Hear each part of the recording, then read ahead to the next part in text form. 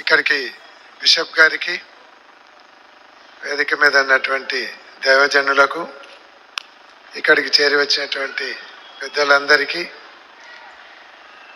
యేసు ప్రభు జన్మదిన శుభాకాంక్షలు తెలియజేస్తా ఉన్నాను. ఈరోజు ప్రభువు పుట్టినరోజు సందర్భంగా మిమ్మల్ని అందరినీ కలుసుకునే అదృష్టం కల్పించినటువంటి ప్రభువుకు మొట్టమొదట ధన్యవాదాలు తెలియజేస్తా ఉన్నా. ఈరోజు ఇందాక పెద్దలు వాక్యం చెప్పడం జరిగింది. దాంట్లోనే కన్య గర్భంలో ప్రభువు జన్మించినాడనేది అది అసాధ్యమైతే, నిజంగా కన్య గర్భంలో జన్మించడం అసాధ్యమైనది అందరికీ తెలుసు. ప్రభువు దాన్ని సుసాధ్యం చేయడం జరిగిందనేది చెప్తారు.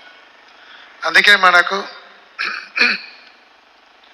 లూకాసు వార్త 1:30, 1:31, 1:32 చెప్తాడు.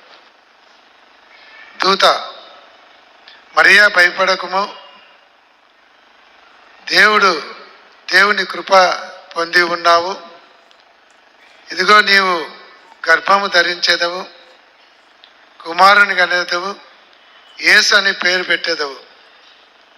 ఆయన గొప్పవాడై కృపా సంపన్నుడై ఈరోజు ఆయన కుమారునిగా, అలాగే సర్వోన్నతమైనటువంటి దేవుడు ఆయన తండ్రి అయినటువంటి దావీదు సింహాసనమును ఆయనకి ఇచ్చునని మనకు లూకాసు వార్తలో చెప్పడం జరుగుతుంది.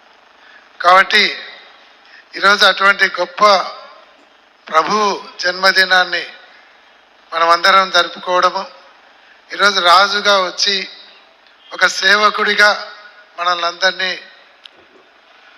కాపాడుతూ రక్షకుడిగా వచ్చినాడనేది కూడా చెప్తాడు. మనకు లూకాసు వార్త 2:11 కూడా అదే చెప్తాడు. దావీదు పట్టణమున లోకరక్షకుడు మీకై జన్మించి ఉన్నాడు, ఆయనే ప్రభు అయినటువంటి క్రీస్తు అని. క్రీస్తు అంటే అభిషక్తుడు అనేటువంటి శబ్దం వస్తుందని కూడా చెప్తాడు. కాబట్టి అటువంటి యేసు ప్రభు పుట్టినరోజు అందరం కూడా ప్రపంచవ్యాప్తంగా జరిగేటువంటి పండగ ఏమంటే ప్రభువు జన్మదినం.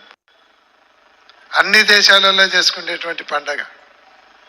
కాబట్టి అటువంటి ప్రభు జన్మదిన సందర్భంగా మేము మీతో పాటు పాల్గొనే అవకాశము, బిషప్ గారి వాక్యము వినేటువంటి అదృష్టము కలగడం నిజంగా ప్రభువు కల్పించేటువంటి అదృష్టంగా భావిస్తూ, ఈరోజు ప్రభువు ఇక్కడికి చేరి వచ్చినటువంటి వారికైతేనేమి, కర్నూలు పట్టణ ప్రజలకు ప్రభువు ఆయురారోగ్య ఐశ్వర్యాలు ప్రసాదించాలని, అందరికీ సుఖ సంతోషాలు ప్రభువు ప్రసాదించాలని ప్రభువును ప్రార్థిస్తూ హ్యాపీ క్రిస్మస్, మేరీ క్రిస్మస్.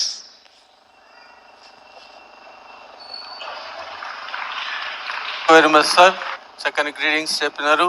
మా అందరి కమ్యూనిటీ తరఫున, మా బిషప్ గారు, గురువులు అందరి పక్షంగా మీకు, మీ కుటుంబానికి క్రిస్మస్ శుభాకాంక్షలు. మీ బృందం అంతటికి, మీ మినిస్టర్ అంతటికి కూడా క్రిస్మస్ శుభములు తెలియపరుస్తున్నాం. Thank you. God bless you sir. మనమందరం